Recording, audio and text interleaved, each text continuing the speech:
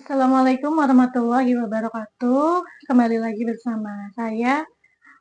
Pada kesempatan kali ini kita akan belajar mengenai analisis protein pada bahan pangan atau pada produk pangan. Nah, jadi analisis protein ini penting untuk keperluan pelabelan gizi, untuk mengetahui sifat fungsional dan penentuan sifat biologi protein. Nah, analisis protein ini juga perlu dilakukan untuk mengetahui kandungan total protein dari suatu bahan pangan, jumlah protein tertentu dalam suatu campuran, kandungan protein hasil dari suatu isolasi dan purifikasi protein, kandungan nitrogen, non-protein, komposisi asam amino, dan nilai gizi protein. Nah, analisis protein ini cukup kompleks ya, karena seperti kita ketahui bahwa protein ini dia mengandung senyawa nitrogen, dan di mana senyawa nitrogen itu tidak hanya terkandung dalam protein saja, melainkan terkandung juga dalam senyawa-senyawa lain. Nah, contohnya, misalkan untuk pengukuran protein kasar itu dilakukan dengan mengukur jumlah nitrogen total dalam suatu bahan pangan. Nah, sedangkan tadi ya, nitrogen itu bukan hanya terdapat pada protein, tetapi juga dapat berasal dari komponen lain seperti asam amino bebas, kemudian peptida berukuran kecil, asam nukleat, fosfolipid, dan beberapa vitamin. Nah, untuk penetapan metode analisis protein, ada hal-hal yang perlu kita pertimbangkan, yaitu salah satunya yaitu ada jenis bahan yang akan dianalisis, kemudian tujuan analisis itu digunakan untuk apa, kemudian faktor sensitivitas dan akurasi, ketelitian, kecepatan, dan biaya analisis. Nah, berikut adalah beberapa metode-metode ya yang sering digunakan untuk analisis kadar protein. Jadi ada penetapan kadar nitrogen total, kemudian ada penetapan kadar ikatan peptida, ada juga penetapan asam amino aromatik, kemudian dengan kapasitas peningkatan zat warna, bisa juga dengan menggunakan sifat absorpsi sinar UV oleh protein. Nah, pada pembahasan dalam bab ini mengenai analisis protein pangan, nah kita akan membahas yang pertama itu ada penetapan protein bahan pangan, kemudian ada analisis sifat fungsional protein. Nah, berikut adalah metode yang dapat digunakan untuk menganalisis protein ya. Jadi ada metode Kedal. Nah, metode Kedal ini pertama kali dikembangkan pada tahun 1883 oleh Johann Kedal. Nah, metode ini didasarkan pada pengukuran kadar nitrogen total yang ada dalam bahan pangan. Nah, kandungan protein dapat dihitung dengan mengasumsikan rasio tertentu antara protein terhadap nitrogen untuk produk tertentu yang dianalisa. Nah, karena unsur nitrogen bukan hanya berasal dari protein, maka metode ini umumnya mendasarkan pada asumsi bahwa kandungan nitrogen di dalam protein adalah 16%. Oleh karena itu, untuk mengubah dari kadar nitrogen menjadi kadar protein, digunakan faktor konversi sebesar 100/16 atau 6,25.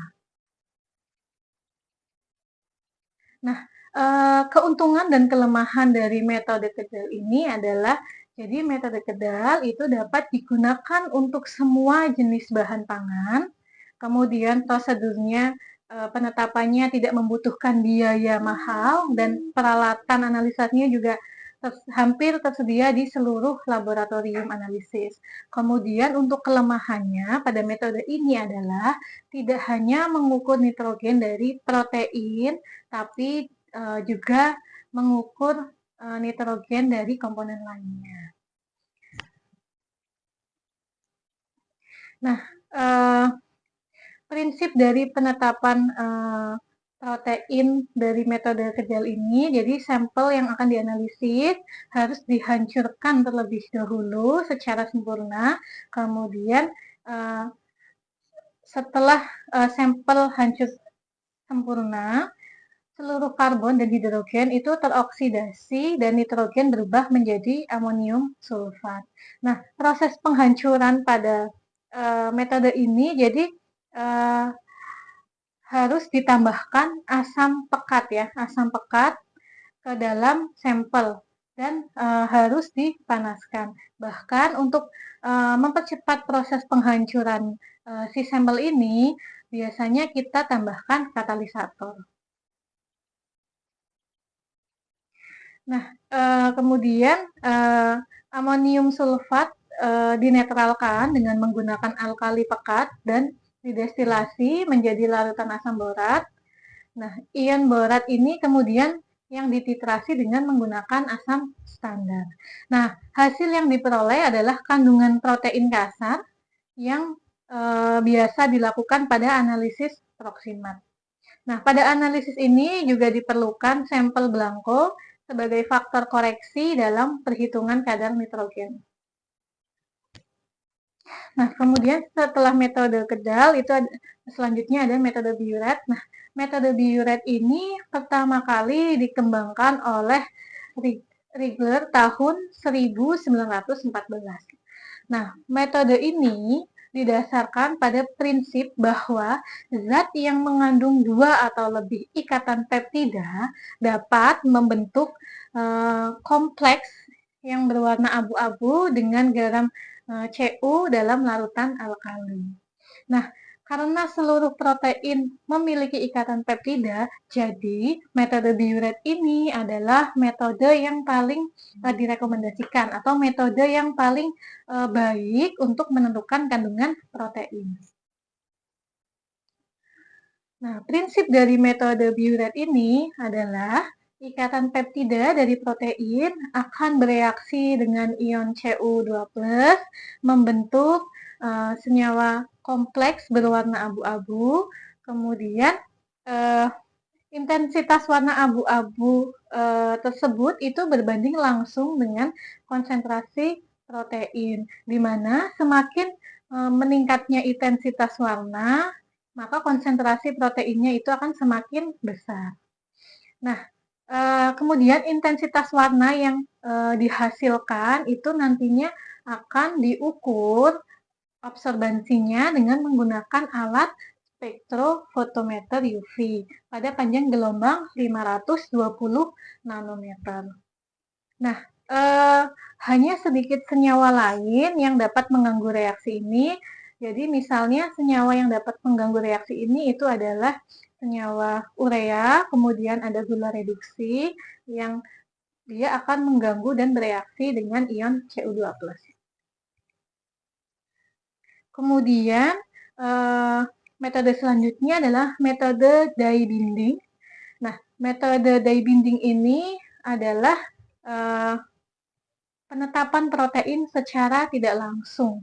Jadi senyawa protein itu nanti direaksikan ya dengan senyawa yang berwarna ya, yang kemudian nanti senyawa tersebut yang akan diukur absorbansinya. Nah, zat warna itu memiliki kemampuan berikatan dengan gugus polar protein yang bermuatan ion berlawanan. Nah, zat warna yang tidak terikat kemudian diukur absorbansinya menggunakan spektro UV.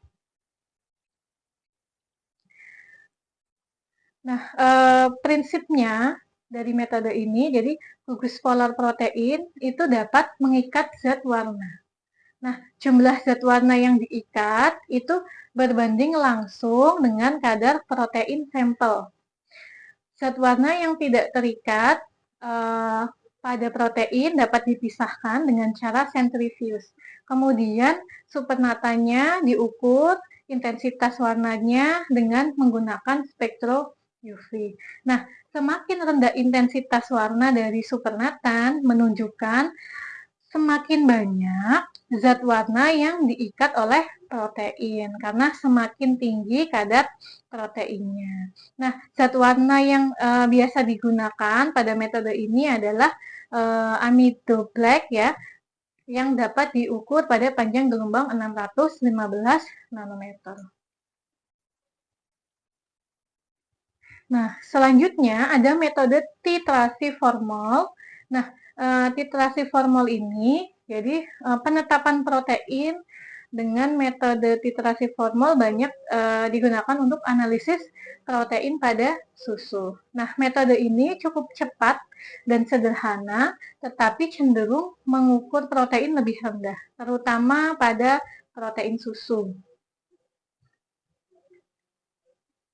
Nah, prinsip dari metode ini adalah jadi formaldehida atau metanal ini ditambahkan ke dalam susu ya yang telah dinetralkan. Kemudian formaldehidanya itu dapat bereaksi dengan gugus amin dari residu asam amino seperti lisin. Nah, reaksi menyebabkan terjadinya konversi gugus amino menjadi gugus N-2CH2 yang menyebabkan kehilangan sifat basa dan meningkatkan keasaman protein. Nah, untuk mekanisme untuk reaksinya nanti dapat dilihat ya pada di layar berikut ya. Jadi nanti ada perubahan gugus fungsi dari suatu senyawa tersebut. Nah, sekian penjelasan dari saya mengenai analisis protein pada bahan pangan. Sampai bertemu di lain kesempatan. Saya akhiri pada pertemuan kali ini. Wassalamualaikum warahmatullahi wabarakatuh.